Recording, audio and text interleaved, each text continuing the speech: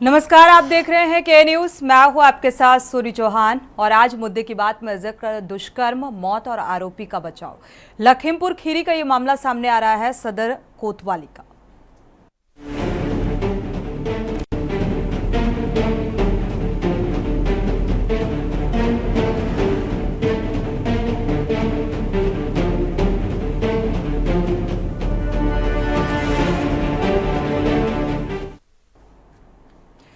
लखीमपुर खीरी सदर कोतवाली के एक गांव निवासी 14 वर्षीय किशोरी को एक युवक ने दबोच लिया और चाकू के बल पर दुष्कर्म की वारदात को अंजाम देकर फरार हो गया।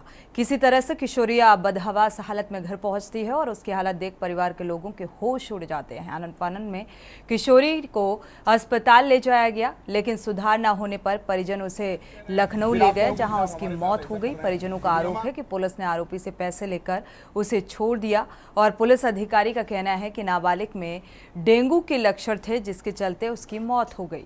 और ये भी कहा गया कि परिजनों की मांग है कि आरोपी की गिरफ्तारी की जाए। अब ये दोनों ही बयान पूरी तरह से विरोधाभासी नजर आ रहे हैं, क्योंकि जब मेडिकल रिपोर्ट में डेंगू से मौत हुई है तो गिरफ्तारी किसकी की जाए? किस आरोपी को पकड़ने के लिए टीमें गठित की गई हैं? क्या जो परिजन आरोप लगा रहे हैं वो सही है? क्या पुलिस सच में आरोपी को बचाने की कोशिश कर रही है, और कर भी रही है तो क्यों? सदर कोतवाली क्षेत्र के एक गांव की किशोरिया शाम को अपने घर से कुछ दूरी पर थी और इसी बीच गांव का ही अरशद अली पहुंच जाता है वहां पर, और उसने मौका पाकर किशोरी को दबोच लिया और उठा ले गया। चाकू के बल पर उसने दुष्कर्म किया और इससे उसकी हालत बिगड़ गई। आरोपी पीड़ित किशोरी को मौके पर छोड़कर फरार हो गया। किशोरी किसी तरह से बदहवास हालत में घर पहुंचती है, आप बीती परिजनों को बताती है और हालत देखकर परिवार के लोग भावुक होते हैं। और अधिक हालत खराब देखकर परिवार वाले किशोरी को अस्पताल लेकर पहुंचते हैं। पुलिस को इस बात से अवगत कराते हैं। घटनास्थल का निरीक्षण किया गया प्रशासनिक अमले के द्वारा, लेकिन तहरीर होने के बाद भी रिपोर्ट दर्ज नहीं की। और इधर पिता की हालत अधिक बिगड़ गई है और इसे देख परिवार के जो लोग लखनऊ ले गए और एक अस्पताल भर्ती कराया गया, जहां पर उसकी मौत हो गई। आने के बाद पुलिस हरकत में और आरोपी के खिलाफ रिपोर्ट दर्ज कर जांच शुरू कर दी है। अपराध इंस्पेक्टर हरिप्रकाश यादव ने बताया है कि पीड़ित परिजनों की ओर से तहरीर मिली थी कि उसके आधार पर दुष्कर्म पॉक्सो एक्ट के तहत रिपोर्ट दर्ज की। पुलिस आरोपी की तलाश में जुटी हुई है, लेकिन आरोपी कौन है ये पता नहीं।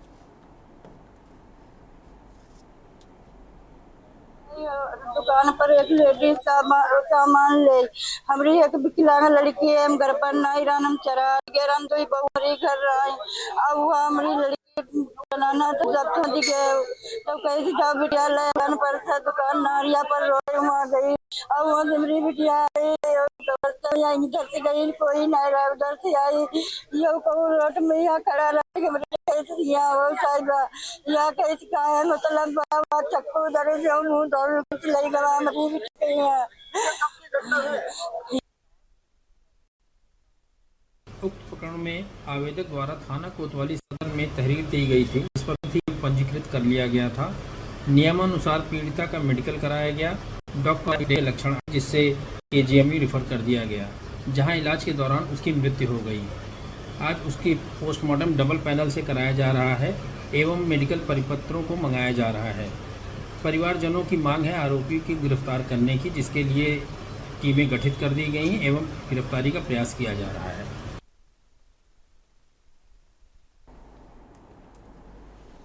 अभी बेटा, भैया, बहन जी, माता जी कह रहे हैं, फिर आप कहोगे कि साहब हमारे साथ ऐसा कर रहे हैं। तो नियमानुसार जो भी काम होने दीजिए, अपराधी गिरफ्तार होगा। मैं खुद कह रहा हूँ बहुत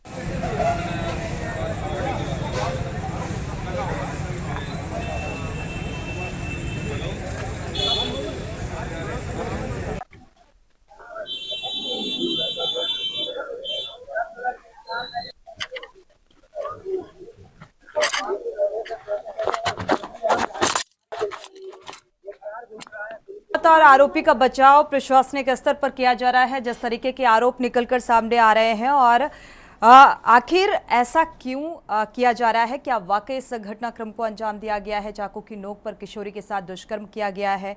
इस मुद्दे को लेकर विस्तार से चर्चा की शुरुआत करते हैं। हमारे साथ खास मेहमान जुड़ चुके हैं, आपका परिचय करा देते हैं।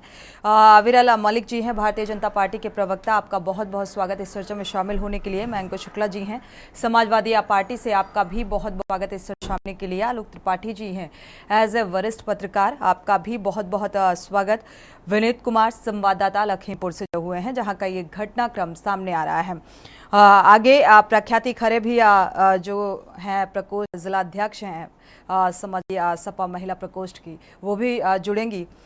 शुरुआत कर लेते हैं संवाददाता से अपडेट के साथ। लखीमपुर का रुख करते हैं विनीत कुमार का।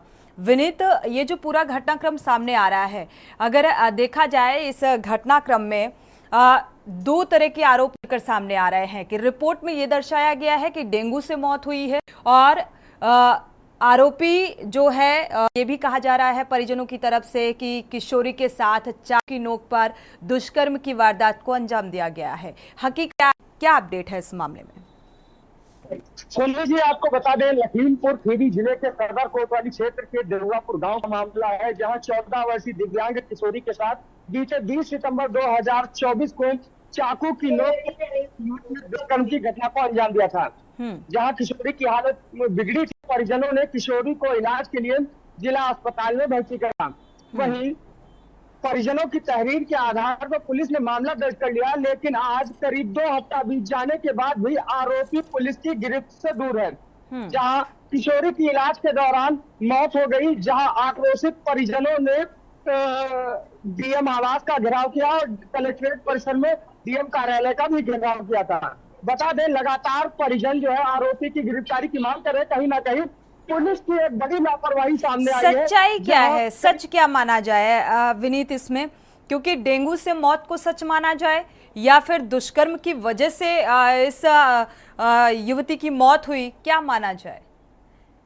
क्या मेडिकल रिपोर्ट जो बनाई गई डेंगू से मौत की वो सच है, या फिर जो आरोपी है जो कि इस घटनाक्रम को अंजाम देने के बाद फरार होने का आरोप लग रहा है, ये सच है? हकीकत क्या है, इस बारे में कोई जांच पड़ताल? देखिए, अभी मामले को लेकर के पुलिस अधीक्षक से बात भी हुई। पुलिस अधीक्षक ने बताया है, क्योंकि अपर पुलिस अधीक्षक ने बयान जारी करते हुए बताया है कि डेंगू के कारण जो है किशोरी की मौत हुई है। वही मामले को लेकर के अपर पुलिस अधीक्षक से बात की गई। पुलिस अधीक्षक ने बताया है कि डेंगू के कारण मौत होने की पुष्टि हुई है। फिलहाल सभी दस्तावेज मंगाए जा रहे हैं। किशोरी का डबल पैनल के द्वारा और वीडियोग्राफी की नजर में पोस्टमार्टम कराया जा रहा है कड़ी सुरक्षा के बीच। हालांकि परिजनों की बात की जाए तो परिजन लगातार आरोप लगा रहे हैं कि किशोरी के साथ दुष्कर्म हुआ, जिससे उसकी हालत बिगड़ी और उसकी मौत हुई है। अगर पुलिस की बात की जाए तो पुलिस कहीं ना कहीं एक बड़ी लापरवाही सामने आ रही है कि 14 दिन करीब 2 हफ्ता बीत जाने के बाद भी आरोपी पुलिस की गिरफ्त से दूर है। तो आखिर पुलिस क्या कर रही थी? हालांकि अब चीजें सामने आई है, जब मीडिया में चीजें निकली, मीडिया में खबरें उछलने लगी, तब पुलिस जागी है और पुलिस ने जो है अभी मामले को लेकर के कई जो है संदिग्ध लोगों को हिरासत में लिया और उनसे पूछताछ की जा रही है। सोनी, चलिए ठीक है, वक्त एक छोटे से ब्रेक का हो रहा है और भी मेहमान जुड़े हुए हैं। और क्या क्योंकि जिस तरीके का अपडेट निकलकर सामने आ रहा है, वाकई दुविधा की स्थिति है कि आखिर सच्चाई है क्या इस पूरे मामले की। वक्त एक छोटे से ब्रेक का, लौटेंगे जब। ब्रेक से वापस आ रहे हैं, चर्चा की शुरुआत करते हैं। भारतीय जनता पार्टी के प्रवक्ता का रुख कर लेते हैं और दुष्कर्म, मौत और आरोपी के बचाव की आखिर क्या कहानी है, क्या समझ में आ रहा है अविरल मलिक जी? क्योंकि ये घटनाक्रम सामने आ रहा है, यहाँ पर दो तरीके की, एक तो रिपोर्ट कुछ और कह रही है, पोस्टमार्टम रिपोर्ट का अगर जिक्र किया जाए यहाँ पर, और परिजनों के आरोप कुछ और बयां कर रहे हैं। और आखिर अब अरेस्टिंग हो तो किसकी हो? पुलिस किस तरीके से जांच टीम का गठन किया गया है, किस आरोपी की तलाश में पुलिस जुटी है, ये पूरा माजरा क्या कहेंगे? जी देखिए, जांच के आधार पर मालूम पड़ेगा कि कौन आरोपी है, और जो भी आरोपी रहा होगा, जिसके द्वारा भी इस घटना को अंजाम दिया गया होगा, उस व्यक्ति को बख्शा नहीं जाएगा। जिस तरीके से इस प्रकार के लोग समाज के मध्य में रह रहे हैं, ये अपने आप में चिंताजनक विषय है, चिंता की बात है, दुखद विषय है। और समाज के मध्य में इस प्रकार के लोग रह रहे हैं तो निश्चित रूप से समाज को आक्रोश है और होना चाहिए, ये बिल्कुल जायज है। लेकिन एक सामाजिक जिम्मेदारी होने के नाते लोगों को संस्कार लेने की भी आवश्यकता है। और आखिर ये किस प्रकार की मेंटालिटी के लोग हैं, किस प्रकार की सोच के लोग हैं जो इस प्रकार की घटनाओं को अंजाम देते हैं और जरा भी इनकी अंतरात्मा इस प्रकार की घटना को अंजाम देने से पहले इन्हें सचेत नहीं करती, इन्हें नहीं रोकती। ये किस प्रकार की क्रिमिनल मेंटालिटी के लोग हैं।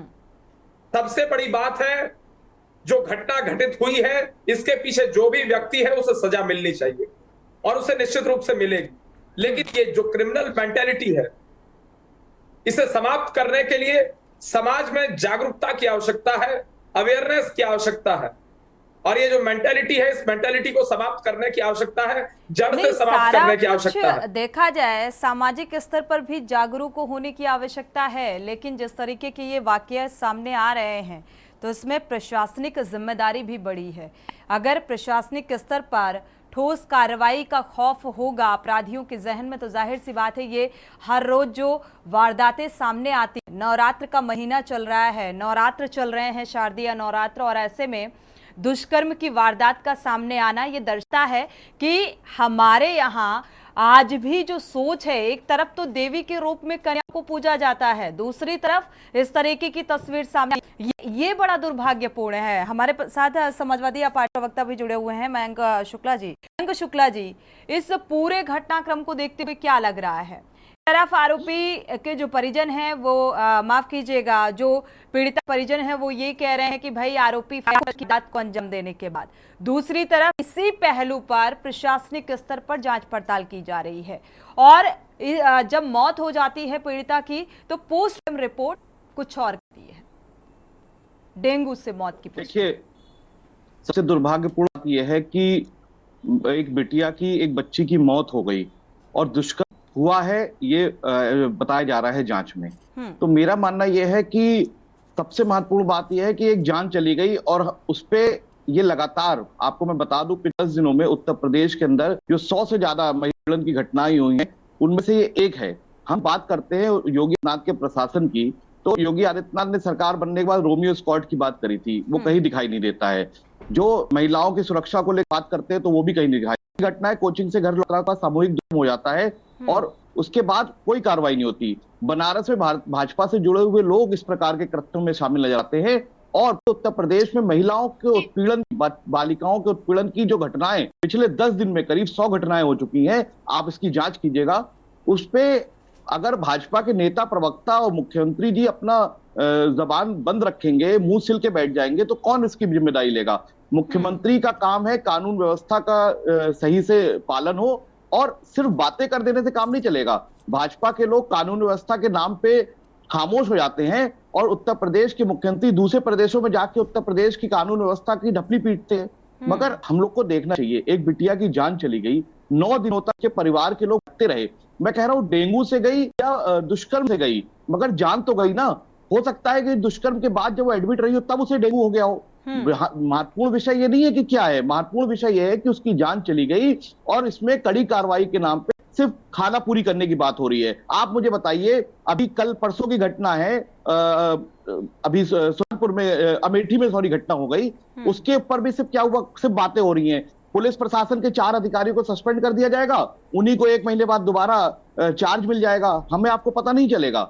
तो इसको सिर्फ ढिलाई है सरकार की और सरकार कहीं ना कहीं इस मामले में बहुत कमजोर नजर आ रही है, क्योंकि अगर इतने बेखौफ होकर अपराधी अगर अपराध कर रहे हैं तो इसका मतलब है कि मुख्यमंत्री का, कानून व्यवस्था का, शासन प्रशासन का डर समाप्त हो चुका है अपराधों में। और उसका ज्यादा किन लोगों में है? जो पीड़ित पक्ष है। अभी मैं सुन रहा था पुलिस डांटने का काम कर रही पीड़ित पक्ष को कि अभी तो हम आपसे भाई बहन जी करके बात कर रहे हैं, नहीं तो फिर मैं दूसरे तरीके से ही बात कर सकता हूँ। तो ठीक है मयंक जी, हमारे साथ सपा महिला प्रकोष्ठ की जिला अध्यक्ष भी जुड़ चुकी हैं, प्रख्याति खरे जी। आपका बहुत बहुत स्वागत है इस चर्चा में जुड़ने के लिए। और जहां तक जानकारी मिल रही है कि आप पीड़ित परिवार से मिलकर आ रही हैं, क्या कुछ मिलने के बाद आपने महसूस किया? क्या हकीकत, जो आरोप निकलकर सामने आ रहे हैं, पोस्टमार्टम रिपोर्ट कुछ कह रही है और दुष्कर्म का आरोप?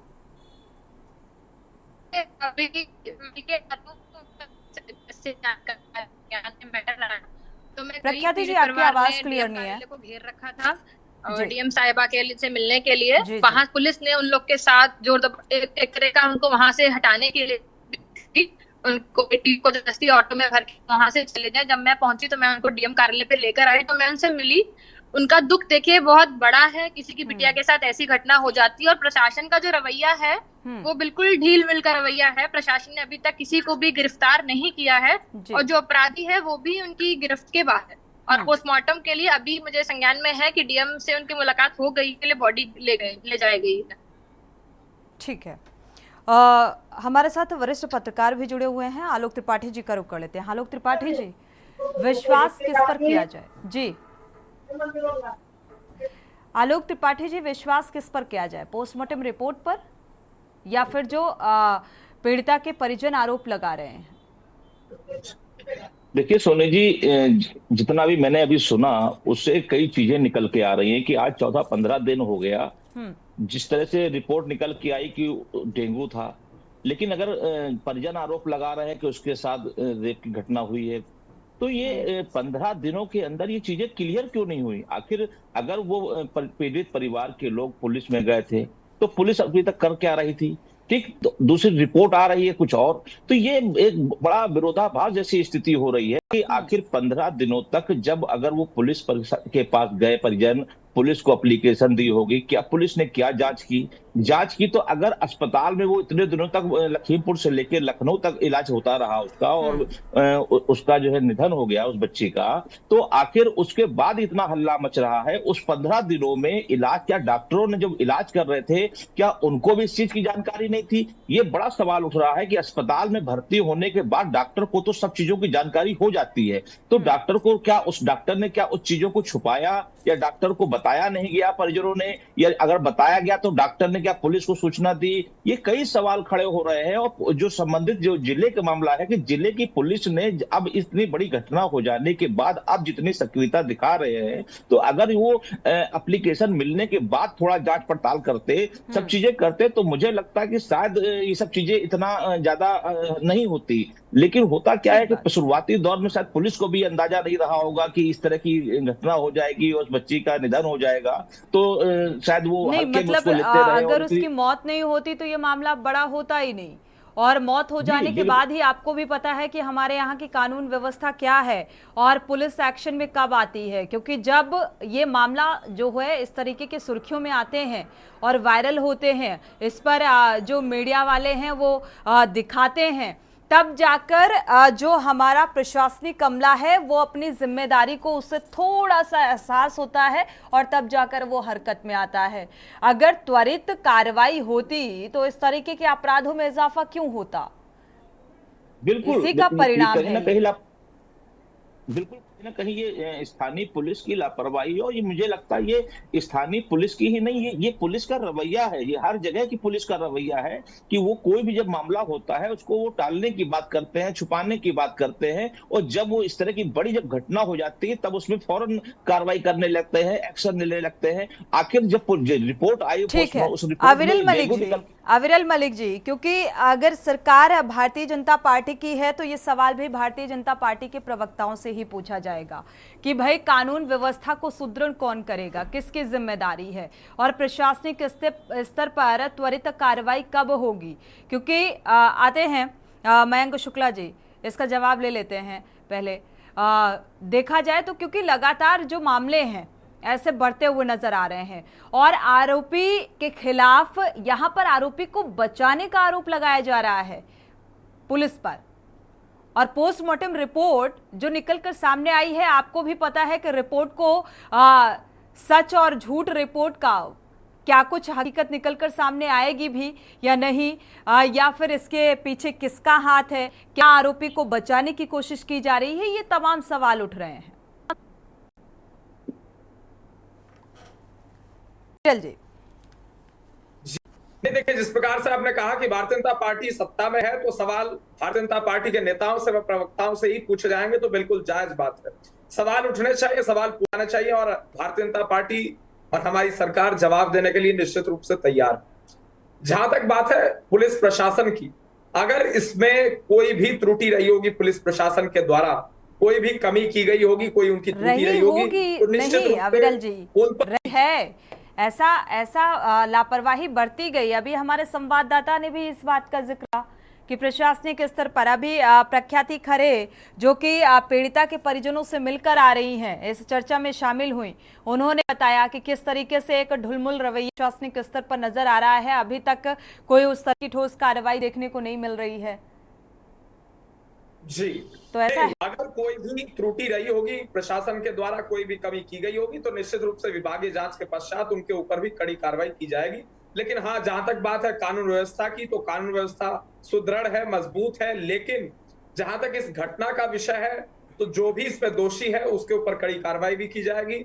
और अगर घटनाओं का ब्यौरा लिया जाए, घटनाओं के विषय पर चर्चा की जाए, तो मैं इस विषय को भी स्पष्ट कर देता हूं। जिस प्रकार से इस देश में कानून, संविधान है, पहले भी आईपीसी, सीआरपीसी, बीएनएस है, तो अगर इस विषय में चर्चा की जाए तो सबको मालूम है अगर हत्या करेंगे तो उसके बाद सजा होनी तय है, मर्डर के बाद सजा होनी तय है, जेल जाना तय है। उसके बावजूद भी लोग इस प्रकार की घटनाओं को अंजाम देते हैं। तो अब इस विषय क्योंकि आरोपी को पता है ना कि आसानी से बेल मिल जाने वाली है, आसानी से हम अपने सारे काम जमानत पर रहकर जमानत मिलेगी और बाहर आसानी से रहकर हम अपने काम कर सकते हैं। ये भी तो अपराधी के जहन में होता है। जी नहीं, देखिए, मेंटालिटी चेंज करने की आवश्यकता है, लोगों में संस्कार डालने की आवश्यकता है। जब पुराने समय की अगर बात की जाए तो पुराने समय में इस प्रकार की घटनाएं नहीं होती थी। आजकल जो बलात्कार की घटनाएं सामने आ रही हैं, आखिर किस प्रकार की मानसिकता के लोग हैं, इस प्रकार के हैवान हैं। लोगों को मानसिकता में परिवर्तन निश्चित रूप से लाना पड़ेगा, समाज को परिवर्तित होना पड़ेगा। नहीं, प्रशासनिक शासन और प्रशासनिक स्तर पर भी ठोस पहल करनी होगी ऐसे मामलों को लेकर। और मुझे लगता है कानून व्यवस्था को और सख्त हिदायत देने की जरूरत है, जिम्मेदारी को समझाने की जरूरत है। मयंक शुक्ला जी कुछ कहना चाह रहे हैं, लेकिन उससे पहले वक्त एक छोटे से ब्रेक का हो रहा है। ब्रेक से जब वापस लौटेंगे मयंक जी तो आपका रुख करेंगे।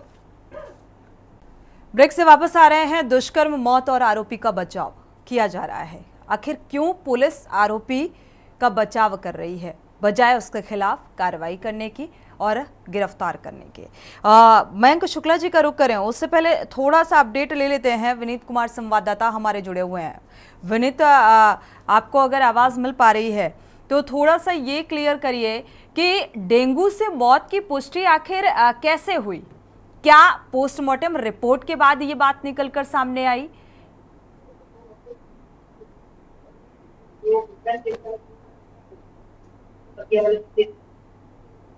विनीत, आपकी आवाज नहीं मिल पा रही क्लियर। देखिए सोनी, आपको बता दें, ये पुलिस के द्वारा बताया जा रहा है कि डेंगू के कारण जो है किशोरी की मौत हुई है। हालांकि पोस्टमार्टम अभी तक नहीं हुआ है। अब जो है डॉक्टरों के पैनल और वीडियोग्राफी की नजर में, चूंकि जब परिजनों ने आक्रोश जताया तब जो है पुलिस जागी और डॉक्टरों के और वीडियोग्राफी की नजर में मृतका का पोस्टमार्टम होगा। अभी तक पीएम नहीं हुआ है, बावजूद इसके अपर पुलिस अधीक्षक पूर्वी पवन गौतम ने बयान जारी करते हुए बताया है कि किशोरी की मौत डेंगू के कारण हुई। हालांकि मतलब कि वीडियोग्राफी या मेडिकल रिपोर्ट के आधार पर ये कहा गया है मेडिकल स्टाफ के द्वारा कि डेंगू से मौत हुई है, और यही बात प्रशासनिक अधिकारी ने भी कही है। विनीत, यही सच है? यही सच है। मेडिकल के कर्मचारी हैं या जो चिकित्सक हैं उनके द्वारा पुलिसकर्मियों को बताएगा, पुलिस अधिकारियों को बताएगा, जिसके बाद अपर पुलिस अधीक्षक ने बताया है। हालांकि अभी तक पीएम नहीं हुआ है, पीएम की शुरुआत की जा रही है। डॉक्टरों का पैनल और वीडियोग्राफी की नजर, बस यही कंफर्म करना था क्योंकि अभी तक पोस्टमार्टम हुआ नहीं है। पोस्टमार्टम का जो प्रोसेस है वो शुरू होने वाला है। कब तक पोस्टमार्टम रिपोर्ट सामने आ जाएगी विनीत? तो आपको बता दें महत्वपूर्ण बात जी,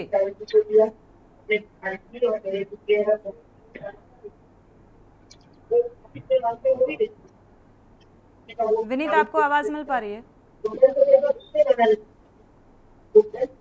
जी हाँ सोनी, आपको बता दें महत्वपूर्ण बात यह है कि मृतका के परिजन जब डीएम कार्यालय पहुंचे तो जहां एक तरफ परिजन बिलख रहे थे, रो रहे थे, तड़प रहे थे डीएम से मिलने के लिए, डीएम साहिबा न्याय दो के नारे लगा रहे थे, तो वही डीएम कार्यालय के अंदर मिशन शक्ति के तहत एक बालिका को जो डीएम बनाया जा रहा था। सवाल यह खड़ा होता है कि एक तरफ मिशन शक्ति का आगाज हो रहा है तो वहीं दूसरी तरफ एक किशोरी की दुष्कर्म के बाद उसकी मौत हो गई, लेकिन अभी तक जिला प्रशासन के कानों पर जूं तक नहीं लगी। बिल्कुल, एक तरफ मिशन शक्ति के तहत एक बालिका को डीएम का पदभार दिया जा रहा है, डीएम की जिम्मेदारी सौंपी गई, दूसरी तरफ एक बालिका के साथ दुष्कर्म की वारदात सामने आती है और तीसरी बात ये कि अभी तक पोस्टमार्टम रिपोर्ट सामने नहीं आई। मेडिकल रिपोर्ट के आधार पर जो मेडिकल स्टाफ है, डॉक्टर्स हैं और जो प्रशासनिक आला अधिकारी हैं, उनकी तरफ से ये वक्तव्य सामने आ रहा है कि डेंगू की वजह से मौत की पुष्टि हुई है। मयंक शुक्ला जी का रुख कर लेते हैं। मयंक शुक्ला जी, आप कुछ कहना चाह रहे थे? पुलिस को इतनी जल्दी क्या है कि उसे बताना है कि डेंगू से मौत हुई, पोस्टमार्टम रिपोर्ट आने का इंतजार करना चाहिए। ये हड़बड़ाहट किसकी है? ये क्या बताता है प्रशासन कि जो प्रताड़ित पक्ष है, जो पीड़ित पक्ष है, वो रो रहा है, बिलख रहा है और वो धरना देने को मजबूर है, वो अपना 2 सप्ताह से आवाज उठा रहा है, उससे कोई मदद करने का काम नहीं कर रहा प्रशासन। मैं बताऊं, योगी आदित्यनाथ की जो उत्तर प्रदेश की सरकार है, ये कड़ी सरकार है। मिशन शक्ति चला देना, आप रोमियो स्क्वाड चला देना, इस तरीके के जो कागजी काम करती है सरकार, इसका धरातल पे कोई मतलब नहीं है। धरातल पे जो है वो यही दृश्य है जो लखीमपुर खीरी में हो रहा है, जो कानपुर में हुआ, जो अमेठी में हुआ, जो बनारस में हुआ। धरातल ये स्थिति है कि महिला उत्पीड़न, बालिकाओं की हत्या, बलात्कार, शोषण आदि की घटनाएं अपने चरम पे हैं। सरकार पूरी तरीके से विफल हो चुकी है। सरकार पूरा तंत्र लूट खसोट में लग गया है, शोषण में लगा है। सरकार का इस बात से कोई मतलब नहीं कि महिला सशक्तिकरण कैसे होगा, अपराध कैसे रुकेगा। रोज लूट की वारदात हो रही है, हत्या बलात्कार हो रहे हैं, अखबार रंगे हुए हैं इन सब चीजों से, टीवी चैनल्स पे लगातार ये सब चल रहा है। मगर जब भाजपा के नेताओं से बात करें, प्रवक्ताओं से बात करें, तो वही रटी फटी 5-7 बातें उनकी मुंह में आती हैं, वही कहते हैं कि कार्रवाई होगी, जांच होगी, कार्रवाई होगी, जांच होगी। अरे भाई, कब होगी कार्रवाई, कब होगी जांच और कब इन लोग को सख्त कार्रवाई मिलेगी? क्यों नहीं आप निलंबित करके नौकरी से निकालने का काम करते हैं ऐसे पुलिस वालों को जो शामिल कराते हैं? आप क्यों अपने मुंह में दही जमा लेते हैं? आज सस्पेंड दिन कार्रवाई करेंगे, 10 दिन जांच करेंगे, 20 दिन बाद उनको दोबारा पोस्टिंग मिल जाएगी। तो कहाँ से कानून व्यवस्था कहाँ से सही होगी?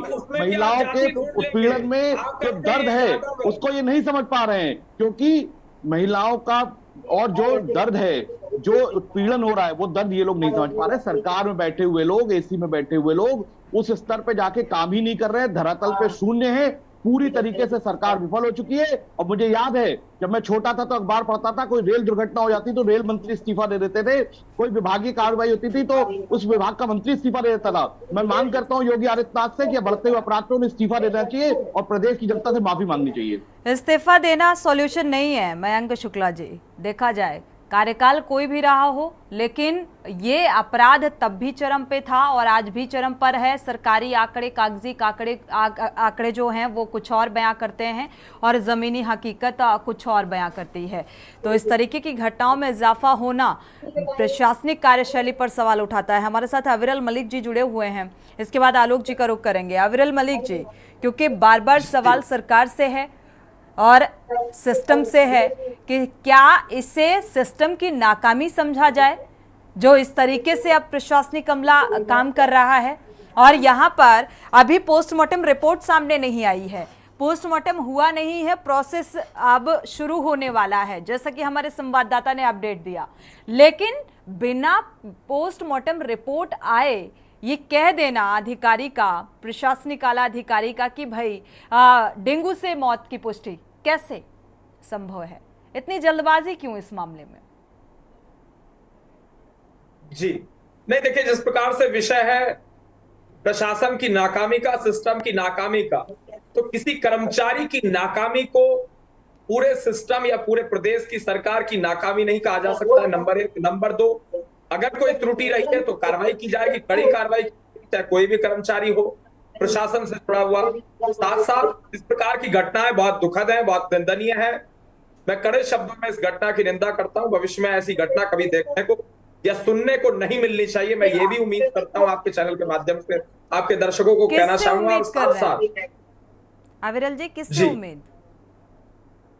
नहीं, देखिए, जिस प्रकार की घटना घटित हुई है तो इस प्रकार की घटना घटित नहीं होनी चाहिए और सभ्य समाज में इस प्रकार के आप भारतीय जनता पार्टी के प्रवक्ता हैं, प्रवक्ता के तौर पर इस डिबेट का हिस्सा हैं और आप कह रहे हैं कि मैं उम्मीद करता हूं कि ऐसी घटनाएं दोबारा ना हो, तो हमें भी बता दीजिए, हम भी उम्मीद कर लेते हैं कि आखिर किससे उम्मीद करें विरल जी।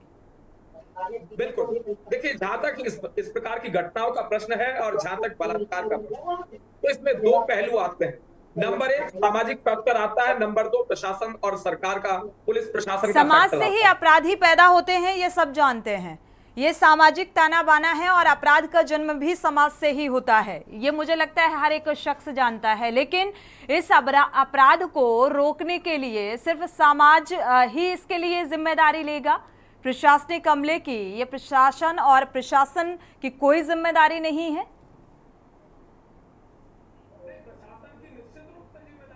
तो सारा ठेकरा समाज पर क्यों फोड़ना? जिम्मेदारी नहीं है, कर्मचारियों की प्रशासन से जुड़े हुए उनकी निश्चित रूप से जिम्मेदारी है और जिनकी कमी रहेगी उन पर कड़ी कार्रवाई की जाती है। ये हमारा इतिहास रहा है इस सरकार का, और उस प्रकार से नहीं जैसे पहले की सरकार के दौरान एक जाति विशेष या एक मजहब विशेष के लोगों को प्रोटेक्ट कर लिया जाता था, उन पर कार्रवाई नहीं की जाती थी, चाहे वो प्रशासन से हो या फिर इस प्रकार के लोग घटनाओं में शामिल हो। ये पुरानी सरकार में होता रहा होगा, लेकिन हमारी सरकार में नहीं होता है। चाहे कोई भी हो अपराधी, से हो, हिंदू हो, मुस्लिम हो, सिख हो, ईसाई हो, कोई भी हो, किसी भी धर्म से जुड़ा हो, उसके ऊपर कड़ी कार्रवाई की जाएगी। हमें वोट बैंक नहीं करनी है, हमारा ये संकल्प है। हम वोट बैंक पॉलिटिक्स ना पहले करते थे ना भविष्य में करेंगे और फिर भी कराते रहेंगे, क्योंकि हम जनता के लिए काम कर रहे थे और जनता के लिए काम करते रहेंगे। मयंक शुक्ला जी, चलिए आलोक जी का रुख करें। मयंक शुक्ला जी, जाति विशेष के नाम पर राजनीति जो है बहुत पहले से होती आ रही, पूर्ववर्ती सरकारों के कार्यकाल में, जिस तरीके से अविरल जी कह रहे हैं, और अपराध अभी भी चरम पर है। इनको मैं आपको एक बात बताऊं, भाजपा प्रवक्ता जो है इनकी आप रिकॉर्डेड रख लीजिए, इनका हर मामले में एक ही बयान होता है, कड़ी कार्रवाई होगी, ये होगी, और सपा सरकार और पूर्व की सरकार। इसके अलावा इनके पास ना कोई शब्द है।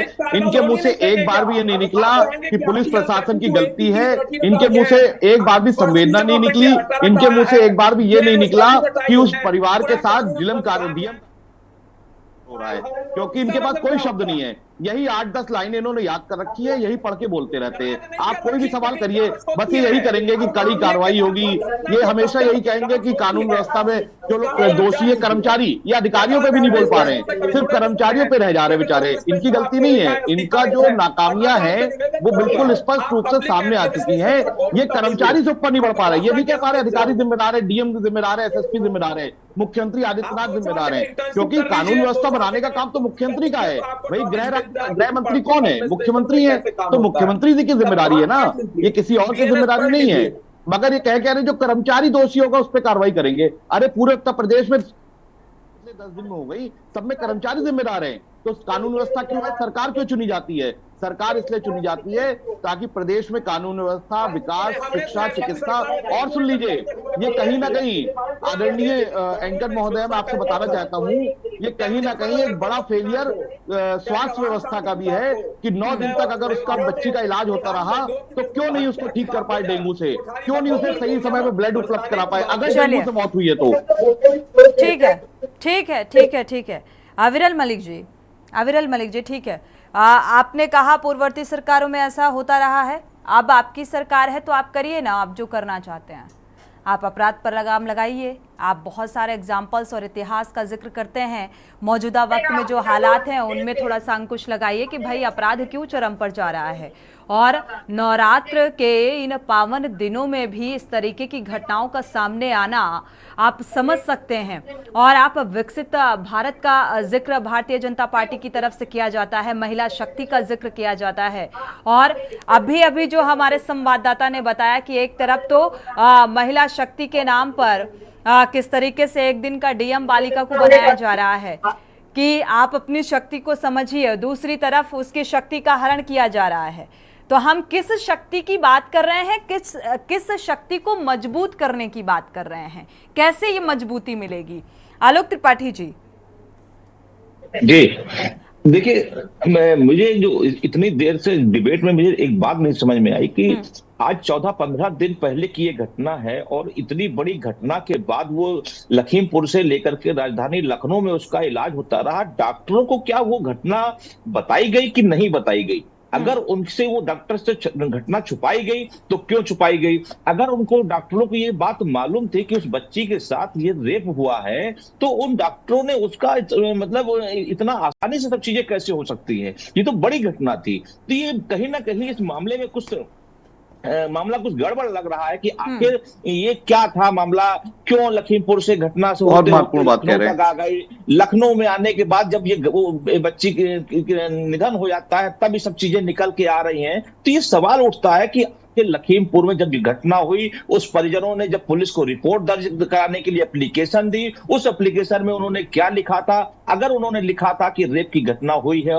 कुछ लोगों ने इस तरह की घटना को अंजाम दिया है, तो पुलिस ने उस पर एक्शन क्यों नहीं लिया? और इतनी जल्दबाजी में जब पोस्टमार्टम रिपोर्ट नहीं हुआ तो किस बिहाफ पे, किसके माध्यम से कहा गया कि उस बच्ची को डेंगू था और डेंगू के चक्कर में, डेंगू के चलते उसकी मौत हुई? ये कई चीजें हैं इस पूरे कहानी में, पूरे में झोल आ रहा है। तो मुझे ये लगता है कि इसकी जांच होगी, उस जांच के बाद ही पता चलेगा कि जो परिजनों ने जो आरोप लगाया था वो मामला क्या है, पुलिस ने जो पिछले 14 दिनों में क्या कार्रवाई की, कि वो जो आरोपी था उसका नाम कुछ पता चला कि नहीं पता चला, या पुलिस ने उनको ढूंढा, या उनको जो जिस तरह के आरोप लग रहे हैं कि पुलिस ने पैसे लेके छोड़ दिए, तो इस हर चीज निकल के आएगी। और मुझे लगता है जब पोस्टमार्टम रिपोर्ट की जो रिपोर्ट होगी उसके बाद पता चलेगा कि ये घटना रेप की घटना हुई या डेंगू हुआ, क्योंकि बहुत 14-15 आलोक जी, मुझे लगता है अगर मेडिकल में ये अगर 24 घंटे तक कोई भी रेप होता है तो मुझे लगता है उसकी मेडिकल रिपोर्ट सामने आ जाती है। अगर जांच होती है तो ये पता चल जाता है डॉक्टर्स को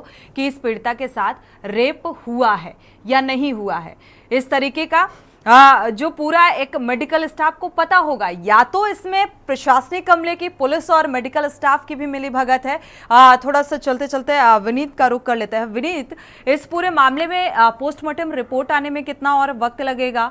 और देखा जाए तो क्या मेडिकल स्टाफ से भी आपने बात करने की कोशिश की कि क्या मेडिकल परीक्षण किया गया? तो क्या जब एडमिट, क्योंकि परिजनों ने इस घटना को अंजाम दिया, जब आरोपी ने दुष्कर्म किया उसके बाद ही पीड़िता के परिजनों ने एडमिट कराया था, तो आखिर उसके बाद जो रिपोर्ट सामने आई तो उस रिपोर्ट में क्या गड़बड़ी की गई?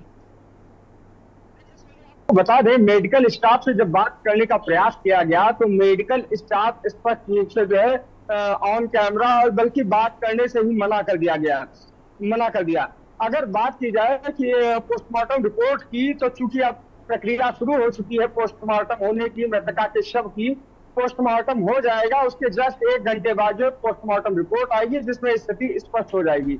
सवाल ये खड़ा होता है कि बगैर पीएम हुए यानी पोस्टमार्टम हुए जिले के एक जिम्मेदार अपर पुलिस अधीक्षक के द्वारा बयान जारी कर बता देना कि डेंगू के कारण उसकी मौत हुई है, ये एक बड़ा सवाल खड़ा होता है। वहीं अगर स्वास्थ्य विभाग की बात की जाए तो स्वास्थ्य विभाग के रिकॉर्ड में जबकि एक अपर पुलिस अधीक्षक आज ये पुष्टि कर रहे हैं कि उसकी डेंगू के कारण मौत हुई, तो कहीं ना कहीं स्वास्थ्य महकमे के भी रिकॉर्ड में होना चाहिए कि डेंगू के कारण मौत हुई, लेकिन अभी तक स्वास्थ्य महकमे के रिकॉर्ड में कोई भी मौत दर्ज नहीं हुई है।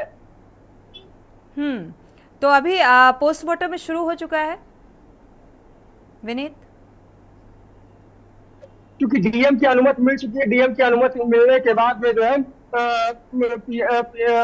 पैनल के थ्रू पीएम शुरू होगा, तो डीएम की अनुमति मिल चुकी है, अनुमति पहुंच चुकी है, अब पीएम की प्रक्रिया शुरू होने जा रही है। सोनी, ठीक है।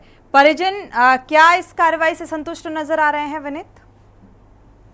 परिजनों की अगर बात की जाए तो परिजन सीधे तौर पे सबसे बड़ा सवाल खड़ा कर रहे हैं और पुलिस की कार्यशैली पर सवाल खड़ा करते हुए कह रहे हैं, और सवाल है भी कि 14 दिन बीत गए, अभी तक आरोपी की गिरफ्तारी नहीं हुई। 20 तारीख की घटना, 20 तारीख को जो है परिजनों ने पुलिस को तहरीर दी, एफआईआर दर्ज की गई 1 अक्टूबर को, और 1 अक्टूबर के बाद में जो है अभी तक पुलिस ने गिरफ्तारी नहीं की है। लगातार परिजन आक्रोशित है, परिजन मांग कर रहे हैं आरोपी की गिरफ्तारी की। हालांकि कुछ संदिग्ध लोगों को पुलिस ने अब उठाया है जब मीडिया में खबरें चली है, लेकिन आखिर इतने दिन पुलिस सोती रही और पुलिस की कार्रवाई पर सवालिया निशान खड़े होते हुए नजर आ रहे हैं। चलिए अविरल जी, प्रशासनिक कार्यशैली इस तरीके की है, आरोपी को बचाने की कोशिश की जा रही है, जो अभी तक पूरा वाकया समझ में आया। हालांकि कई बिंदु जो हैं वो जांच का विषय हैं। जांच के बाद क्या कुछ तस्वीर निकलकर सामने आएगी वो देखना दिलचस्प होगा, और पोस्टमार्टम रिपोर्ट क्या कुछ कहती है वो भी देखना होगा। आप सभी मेहमानों का बहुत बहुत शुक्रिया इस चर्चा में शामिल होने के लिए। विनीत, आपका भी बहुत बहुत शुक्रिया जानकारी साझा करने के लिए। इसी के साथ मुद्दे की बात में इतना ही। आगे खबरों के लिए आप देखते रहिए के न्यूज़ इंडिया।